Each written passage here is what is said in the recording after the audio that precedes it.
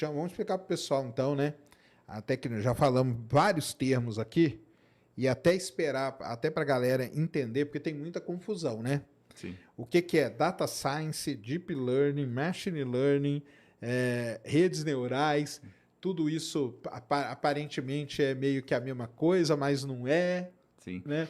Vamos dar uma explicada para a galera. Como que é? Como eu costumo dizer, depende muito do referencial teórico, mas o Data Science é um termo que hoje todo mundo fala, a gente sabe que está muito em alta, mas é análise de dados em si. Você falar diagrama de Venn, imagina um grande conjunto, uma grande sala, né, chamado Data Science. Eu posso colocar o que é inteligência artificial, e dependendo do referencial, como eu falei, mas eu vou assumir, inteligência artificial, ela estaria dentro de Data Science. Data Science é analisar dados. Dados, o que são dados? Tem até aquela piada, né? Tem dado aí? Mas tem dado em casa? Tem dado em casa? Deixemos em aberto a pergunta, mas prosseguindo. Dado, ele pode ser uma planilha de Excel que eu tenho aquelas células numéricas, pode ser uma imagem, pode ser um arquivo de som. Porque isso sozinho ele não me diz nada.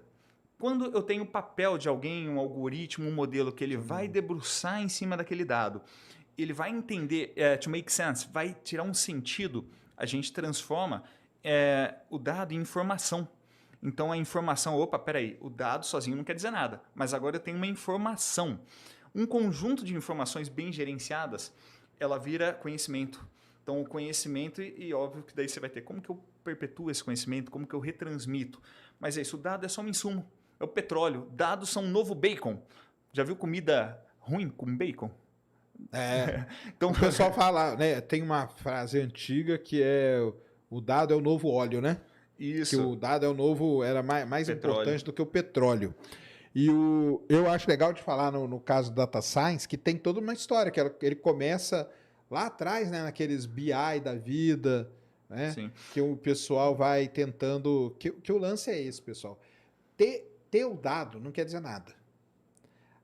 Quando você coloca uma inteligência em cima, uma ciência, um conhecimento, sim, aí aquele dado passa a ter valor para cá. Sim. E são as pessoas que começaram a ver isso que começaram a se destacar. O Data Science ele começa com o BI, que é Business Intelligence, né, que é colocar a inteligência em cima do negócio. Sempre a galera da economia indo na frente, né? Porque, e também aí, no caso, na época, eles tinham muito dado, né? Sim. Porque dado tem uma coisa muito interessante, que é o seguinte, em várias áreas, primeiro ele foi um problema porque não tinha. Sim, é verdade. E hoje ele é um outro problema, porque tem demais. Então, teve que o pessoal que aprender a colocar uma ciência em cima de pouquíssimos dados e extrair informação, e hoje você tem um outro problema, que é nesse emaranhado de coisa que você tem, tentar extrair o que é importante. Tirar o ruído. E por isso que o Walmart, ele tem... mineração de dados é um termo que ficou muito... Aí veio uma evolução, né? Do BI passou um termo que foi falar na minha época, aliás, na minha época era outro termo ainda, mas era o data mining. Sim. Né? Que é esse lance de minerar o dado. O que é minerar o dado? É pegar esses milhões de coisas que tem hoje e pegar o que é importante. E é aí que alguns vão se destacando na multidão, não é isso? E a mineração, você começa... Algumas empresas que tinham isso armazenado, só que você, como pessoa... Elas não davam valor, né, cara? Elas não davam valor nenhum, né? Para que eu tô gastando? O armazenamento era uma coisa cara. Claro. Se hoje você tem o storage, o S3 da Amazon, que é barato, o terabyte ali, antes não era assim, as pessoas não entendiam. Só que, por que não entendiam? Quando você bota uma pessoa, um ser humano ali para olhar, cara, a pessoa consegue comparar 7 coisas. No máximo, depois ela começa a se perder, não faz sentido. Como que uma pessoa acha padrão? Não acha. E aí começaram os padrões escondidos. Padrões escondidos. Ainda, né? Daí aquela história da fraude da cerveja, que eu sempre costumo dizer.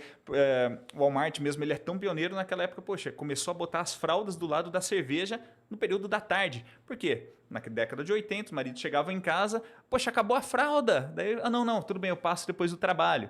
Passava lá, fralda, cerveja, já leva os dois. E disparou a venda, né? Tinha uma correlação altíssima. Esse exemplo do Walmart, o meu professor dessa matéria que eu fiz lá na PUC, ele ensinou por conta disso que eu falei. Você começa a estudar o comportamento. Sim. Então, por exemplo, na PUC lá, entravam milhares de pessoas por dia. E daí, cara, que tá entrando homem, mulher? Ah, mas se você começa a analisar, você pode tirar proveito disso aí para alguma coisa. Sim. E muita gente tirou. A moça da cantina, eu lembro que ela tirou, que ela mudou a cantina de Bacana. lugar por conta disso. Essa galera que vendia livro, o cara do Xerox mudou, na época tinha Xerox, né? Hoje não tem mais não. Ele mudou também o lugar, e o exemplo que ele deu foi exatamente esse do Walmart, de ter tido essa sacada. Sim.